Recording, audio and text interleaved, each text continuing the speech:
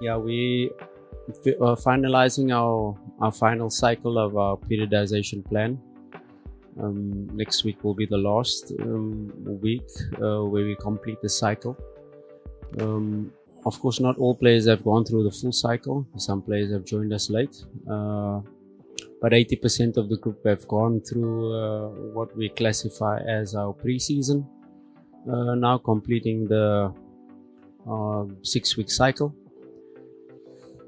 So the players are beginning to get to the level of fitness where they can play 90 minutes. The next parameter will be after the CAF Confederations match, where we play 3 matches per week. So that will be the next parameter what we will face. How are players able to recover between matches when we're playing in 7 days 3 matches. So that will be the next parameter what we're going to face, but I'm quite happy with the level of fitness that they can compete with. But of course, the next cycle where we will take the fitness then to the next level, are they then able to maintain this playing style throughout, not only for 90 minutes, but are they able to do it when we have 3 matches per week?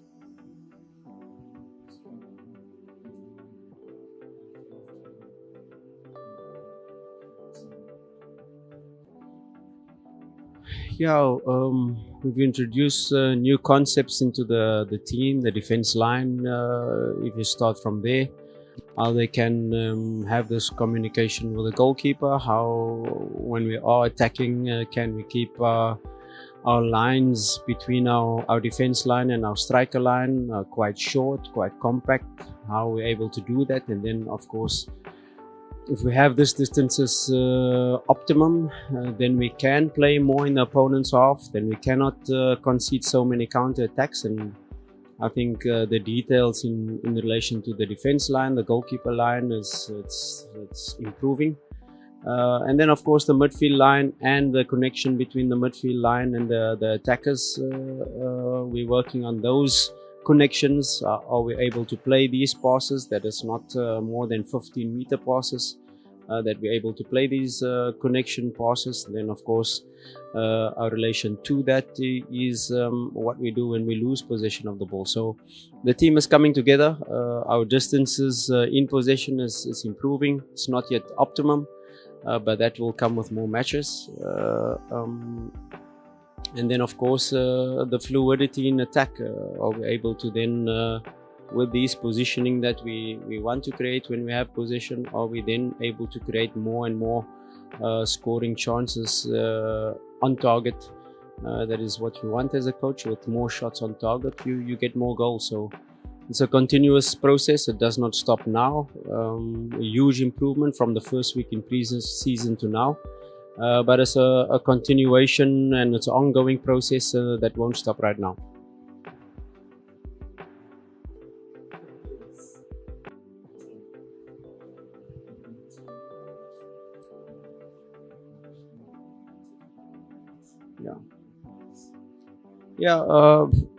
When a player joins us late, an example like Teba is now in starting week 4 of his pre-season plan. He did 2 weeks in Algeria. Did 1 week. He now then played 60 minutes in the first step with us in pre-season. He played 1 friendly match against JKT, the next friendly match against Al Hilal, so we took his game minutes to 60. But now of course he's on a different individualized periodized plan. The team periodization is at a certain level, but we have to take his time to complete the 6-week cycle. As well as Kibu, as well as Aisha Manula. But these players are on an individual periodized plan. They won't do as much as the team, but that is normal. But as we progress, as we get further into the season, they will get more game minutes. They will catch up to the team periodization. But it's a process. We don't expect them to be flying on the same level as the team, but they will definitely get there. Not only in the fitness aspect, but of course in terms of the tactical concepts. Do they know where they have to be when we have the ball, what they have to do when we do not have the ball? These are steps that they will have to take. It's a process. We do not expect them to be to understand everything like the team, but a step-by-step process. They are taking steps. They are getting closer to the team, and Hopefully they can be ready to start matches, but then the next step will be, can they complete 90 minutes?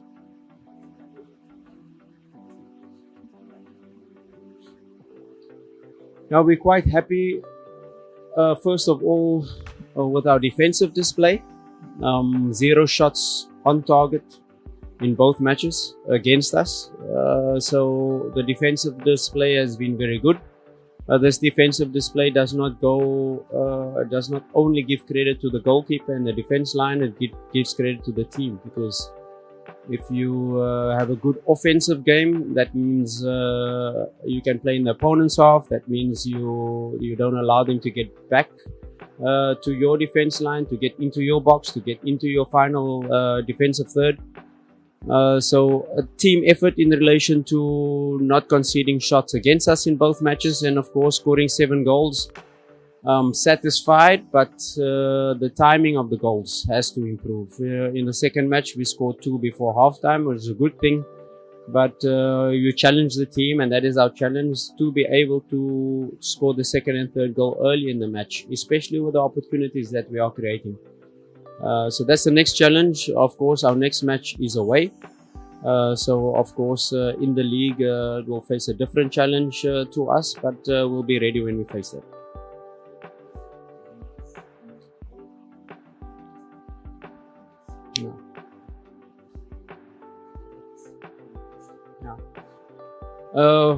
When this award, Coach of the Month, does not go to me, it goes to my entire technical team, first of all, for the hours behind the scenes that they are putting in, and of course not only my technical team but the backroom staff. It's an entire collective effort in that regard.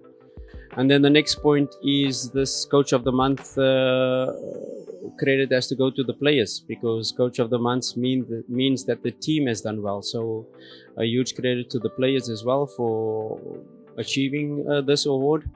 And then of course on the individual side, Ahua, like I said to the team already, Ahua received the award, and congratulations to him. But congratulations to his teammates as well, because you don't achieve this award without your teammates scoring the goals, who are you getting the assists, and of course assisting him to be able to score his goal. So a huge team effort on both awards.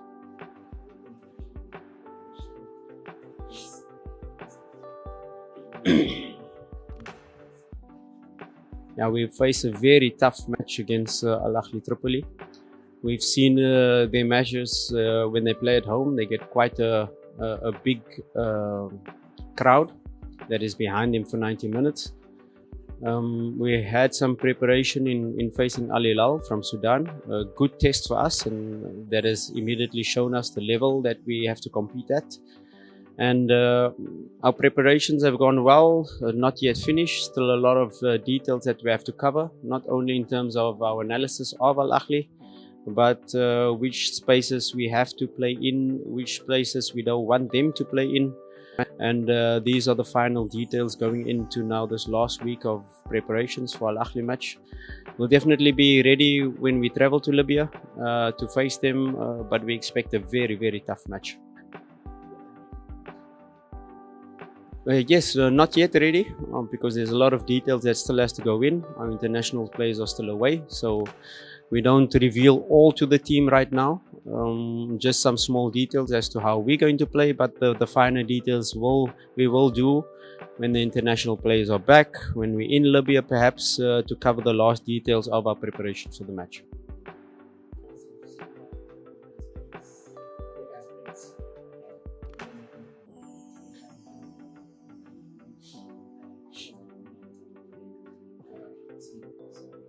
The Tanzanian people, first of all, has been very welcoming since our arrival in Tanzania, and a huge feeling of appreciation that we've had as a technical staff coming from a different country. And then on a more personal note, the Simba fans, they have been absolutely fantastic since we've in every match we've played.